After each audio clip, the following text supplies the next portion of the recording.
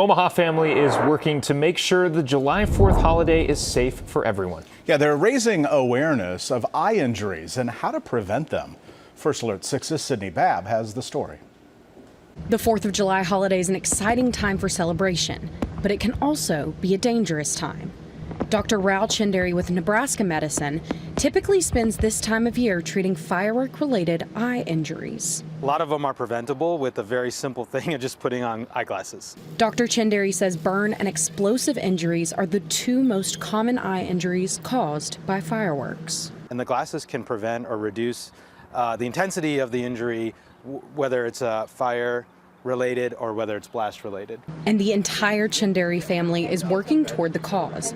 Dr. Chinderi's son and daughter started the nonprofit Eye on July in 2022.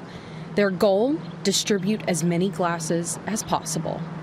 We kind of missed our dad during this holiday. July 4th is kind of a nighttime holiday, but he was, of course, gone so often with all his firework injury cases.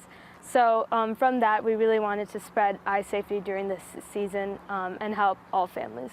The glasses are available at several locations in the metro, including Nebraska Medicine, Trulson Eye Institute, and outpatient clinics.